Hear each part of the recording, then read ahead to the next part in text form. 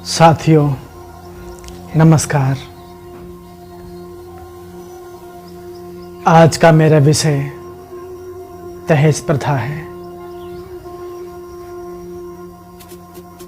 आप अपने बच्चों के शादी में दहेज लेते हैं, देते भी हैं, यह जानते हुए भी कि यह एक कानूनी अपराध है। हाँ, दहेज प्रथा एक कानूनन जुर्म होने के बावजूद भी हमारे बीच राज कर रहा है। इसके जिम्मेवार हम और आप हैं। वर्तमान काल में यह दहेज दानव हमारे समाज के भविष्य को रात दिन निगलता जा रहा है। हम कुछ नहीं कर पा रहे। अगर ऐसा ही चलता रहा तो दूल्हा खरीदारी पर अब बोली लगाई जाएगी। ऐसे में अमीर बाजी मारेगा तो गरीब बेटी, भले ही इसकी शुरुआत एक अच्छी सोच से की गई हो, लेकिन आज बुराई का ढेर बनकर सामने खड़ा है। बाल विवाह जैसी कुप्रथा का कारण यही दहेज है। लेकिन अमीरों की देखा देखी में यह प्रथा अब गरीबों की मजबूरी बन गई है। गरीब अपने बेटी के शादी के लिए धन जुटाने के चक्कर में अपने बच्चों को ठीक से पढ़ा तक नहीं पाता। आखिर यह गरीब ज्यादा कर ही क्या सकता है? वो गरीब समाज में अपनी इज्जत बचाने के लिए बहुत कुछ खो देता है। एक गरीब अपनी इज्जत बचाने के लिए एक गमछा लपेटकर पूरा साल पार कर देता है, पर लड़के वाला एक रात में ही आकर सब कुछ तार तार कर देता है। एक गरीब चाहे कितना प्रयास कर ले, लेकिन वर पक्ष को कभी संतुष्ट नहीं कर सकता। उसको इस बात से लेना देना नहीं है कि किसी गरीब को अपनी बेटी का ब्याह करना है। अगर मन मुताबिक दहेज न मिले तो वर पक्ष अपनी बेइज्जती महसूस करता है। लड़के वाला कहता है कि मैंने शादी के चक्कर में आज तक मैंने मोटरसाइकिल नहीं ली, पर बेटी का बाप कहता है शादी के चक्कर में ही हमने अपने लिए आज तक एक साइकिल नहीं ली। इधर उधर लोगों के आगे हाथ फैला करके अपने बेटी को विदा करना चाहता है। लेकिन मैं आपको बता दूं, आपके सोच के परे यह दहेज दानव बहुत कुछ खाता जा रहा है। माता पिता की नींद खा गया, बच्चों की पढ़ाई, पति पत्नी का प्रेम खा गया, मिलते हुए जुदाई, जिसके चलते एक बहू को, एक पत्नी को अच्छा सम्मान नहीं मिलता। पत्नी वह घर की दासी बन दिन रात वह टहल बजाती है। पुतली मां बाप की आंखों की दिन रात रुलाई जाती है। एटीएम मशीन समझ के रखा है लोगों ने। वाह रे दहेज, वाह रे समाज, क्या रस्म निभाई जाती है। चंद दहेज के खातिर अपनी बहू जला दी जाती है। हजारों वारदातें आपके आंखों के सामने हुई होगी। बेटी की आत्मा रोती है कि मां, इससे अच्छा तू मुझे अपने कोख में मरवा देती। मुझे शायद इतना दुख ना होता अगर तुझे मालूम था कि यह मतलब का संसार है। यहां रिश्ते नाते कोई मायने नहीं रखते। क्यों पैदा किया था मुझे?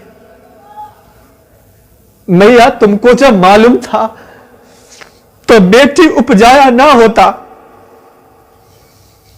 मैं कोख में मारी जाती तो शायद इतना दुख ना होता।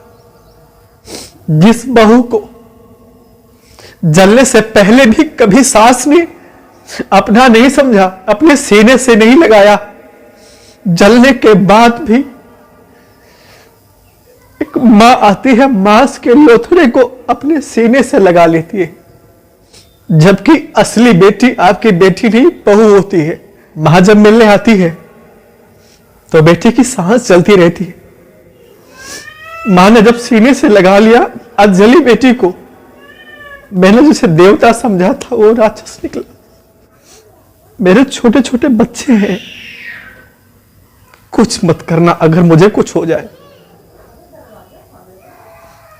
अपने सास को बुलाया, ससुर को बुलाया, अपने पति को बुलाया और से अंतिम दर्शन करके कहती है, पिताजी मैं कुछ नहीं होने दूंगी तुमको। पहले आपने मुझे बहू माना कि नहीं माना, लेकिन मैं आपको पिता मानती हूं, आखिरी सांस तक मानती रहूंगी। लेकिन आपको ऐसा नहीं करना चाहिए था। अब ससुर को भी पश्चाताप होता है। बहू ने सबसे कहा, दुनिया के लोगों, ना मेरे मायके वालों का दोष है, ना मेरे ससुराल वालों का, यह जितना भी दोष है ये सब दहेज का दोष है, जिसके जिम्मेदार चंद अमीर लोग हैं। आज तक मैंने किसी दहेज पाने वाले का घर बनते नहीं देखा। हां, दहेज में फंसकर मैंने बिगड़ते देखा है। पूंजीपतियों से मेरा निवेदन है कि दहेज की परंपरा कम करें। किसी ने कह दिया दहेज एक दान है। नहीं, दान देने वाले का हाथ ऊपर और लेने वाले का नीचे रहता है, लेकिन यहां तो ऐसा नहीं है। दहेज एक दान नहीं समझौता है। कब तक ये पाप करोगे? जिस दहेज को लेना देना आप फक्र समझते हैं, वह एक पाप है। बेटी ने मां के आगे हाथ जोड़े, कहा, मां मैं उस दिन नहीं विदा हुई थी। उस दिन तो मैं अपने मायके से घर आ रही थी, पर विदाई तो मेरी आज होगी कि मां अगर मुझसे कुछ त्रुटियां हो गई हो तो क्षमा करना।